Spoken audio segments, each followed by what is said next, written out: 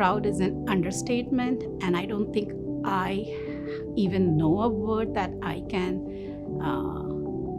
say how I feel about her. The positions, the titles, and the boards that she's a member of are great, and they impact our community in a positive way. But it's all these little niche roles that she steps into without anybody asking that really fill up a lot of her time. I think I was surprised that someone that young had created an organization that strong. You can see it in her eyes and on her face when she's able to help somebody and that she feels fulfilled in that way.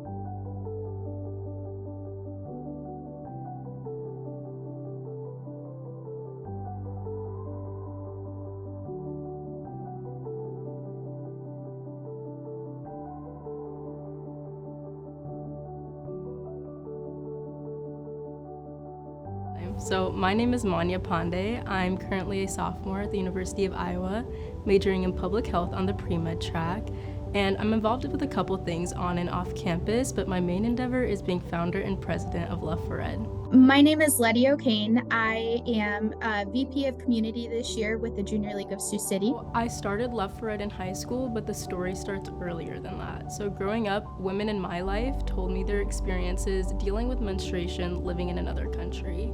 And so one of those people were my mom.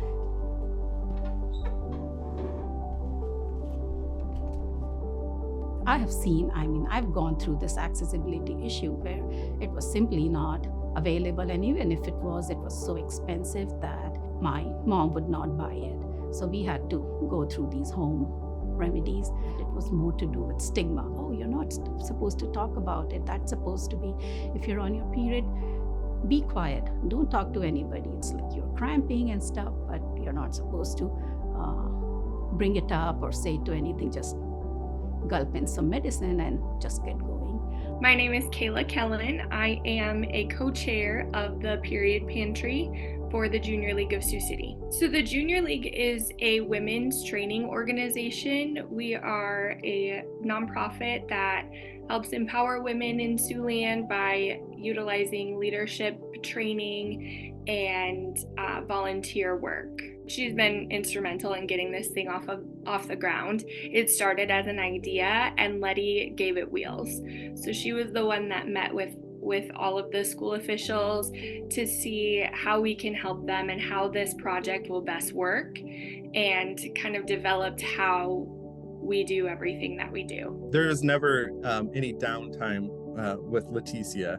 If she is able to give back or she is able to help out in some way, she's always the first person to sign up for it. So as far back as then, I remember her volunteering with the food bank. I remember her volunteering with various organizations throughout Sioux City, just giving back with the time that she had. I'm passionate about it just because it's something that I could have used myself, and I want to make sure that no other girls or students would ever have to worry about something like that, because it really can. It can take them out of their entire day of school, extracurriculars, work, and especially if they're working to be able to get by and help their family out, it shouldn't be a stressor for them. So the first school was her high school, Waukee High School, and then we expanded to other schools in Waukee district. And the number of time we had to restock, because I always thought Waukee is a privileged school district. They might not have that much of need. So the number of times we had to restock, that's when we realized Waukee being a better school district in terms of, I call it privileged. What about the school district that serve low income and those are not as privileged as this? We decided to donate to my high school. And since then, we've continued donating to schools, and our main focus now is donating to schools, and we support over 10 school districts in Iowa and about 25 different schools. And to me, as someone who works in a high school, it's so impressive to see something come to fruition that was an idea when she was a junior in high school of like, hey, I see this problem, like, how do I figure this out? And with the support of her parents and her community was able to do that. And I've brought her into my classes to show my students, like, she's literally your same age, guys. You have all these ideas we talk about. She's doing it, you can do it. Even if your ideas aren't the same, like, look how far she's come in 2 years. You can do the exact same thing, which has been really cool.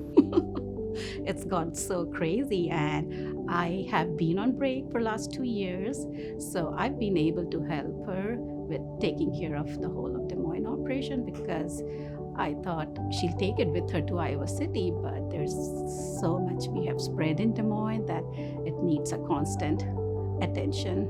I think the biggest thing is that society teaches people with periods to be ashamed of them. And that is something that I do not believe in. I believe that it's a natural bodily process that half of our population, actually more than half of our population, goes through. So it should not be something that people are ashamed of. And so I want to bring attention to that. I want to address all of the inequities that happen because of that. People are suffering in silence because of their periods, and that's something that's not addressed. So I want to bring attention to that. She grew up in a family that had need. And so I think she relied on the kindness of others a lot when she was younger as well. And so she learned to model that behavior for other people. We currently serve over 10,000 girls in the Siouxland area, and we have been able to distribute over 100,000 products to several different schools. So currently we have about 42 of those support totes out in schools and community organizations. What we do at the Junior League with the Period Pantry project would not be possible without Letty's work. But I think Letty really sets the bar. She's one of the first people that I've met that's just truly selfless about it. I have seen her turn down a thank you. I've seen her turn down any recognition. And so her coping with the idea of being nominated for this was something that took a couple of emotional talks to get her past, because she is one of those people that just gives selflessly.